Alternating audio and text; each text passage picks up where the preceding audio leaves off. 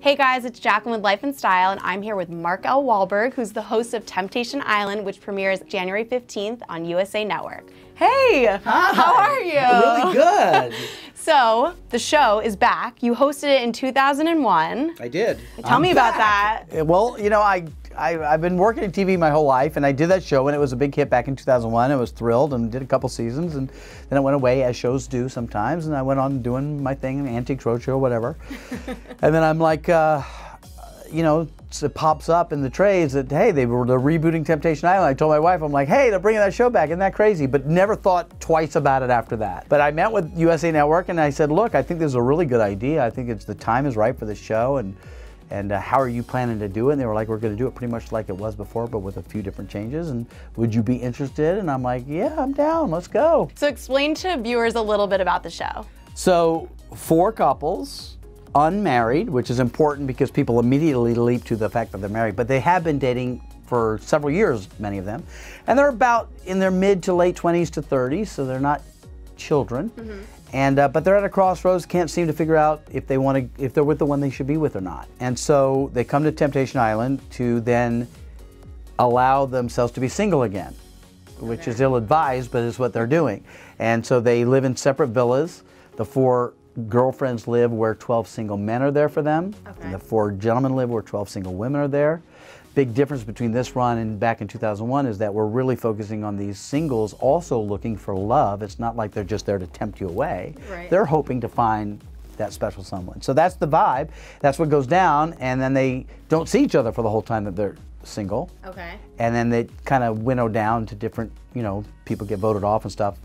And then at the end, there's 3 possible outcomes. They're either going to realize that they were meant to be together and they leave together, or they realize that this isn't right, but they haven't found love and they leave alone, or they found other love and leave with someone else.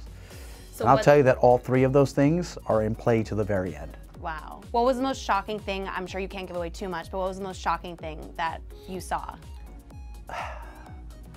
What's the most shocking thing? That's a good question. I've been asked everything today, but that's the one thing I can't answer. I'll tell you that I was most surprised by how wrong I was right off the bat. Like, I literally was saying about one couple that they should be replaced. Like, I don't have anything to say to them. They're not in it for the right reasons. It's not going to happen. Mm-hmm. And then when you watch it, you're like, oh my God, and you start rooting for them 100%. So lots of surprises from a couple of the girls. I'm like, what? Like, stuff like this, like you'll see in, I guess, the 2nd episode at the bonfire where we show clips. That's the only way they ever see are these little clips taken out of context. And they all watch this one clip, and she like goes, I'm done. That's it. It's over. And I was like day 3. Yeah. And I'm like, and I literally said, what did you see? Like, I didn't hear him say a sentence, much less a point of view, and you've now written him off entirely. I'm like, I'm serious.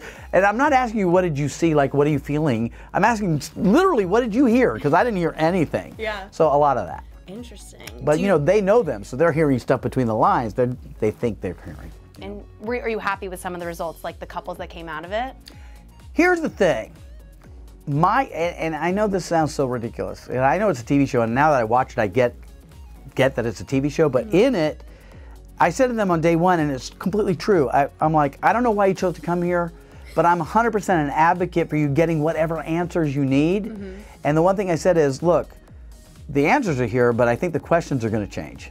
Like, you're going to, and no matter what you came here thinking, it's going to be real quickly, and there's nothing you can do about that. So. But you gave one update to the show from 2001. Are there any others that we can expect of how it's going to be a little bit different or modified? Well, dating has changed, and that's significant. So, in this sense, specifically, temptation exists, it's existed forever, right? But now if you're in a relationship, even if you're in a committed relationship, when you open up your phone, and I'm not even talking about dating apps, that's a whole other area. Just Instagram are people showing you all the things that are better than what you think you have all the time.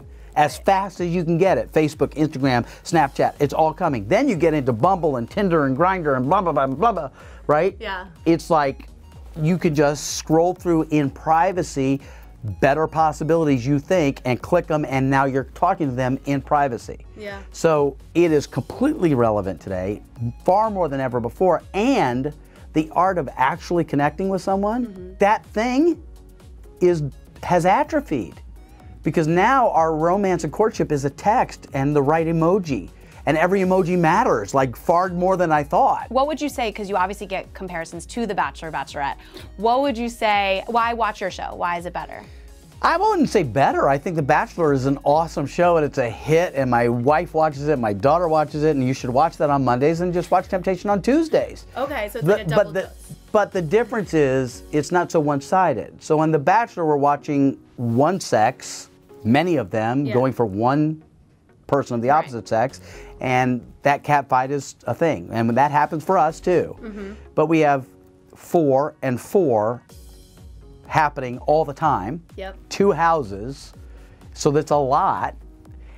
And the added drama that's not just for show, but is for real, which is the entire time that the courtship is happening that we love on The Bachelor, is this drumbeat of, but on the other side of the island is someone I thought I cared about, and it could be happening there. So this whole thing, this conflict is happening 24/7. So it's just thicker. But I don't think it's better than. I think The Bachelor is romantic and beautiful, and the roses are great, and everybody's happy. But this is a little bit more roll up your sleeves and in the thick of it, kind of like 24/7 drama all the time. A little bit more full contact dating. Wow. Do you think we can expect any proposals on Temptation Island?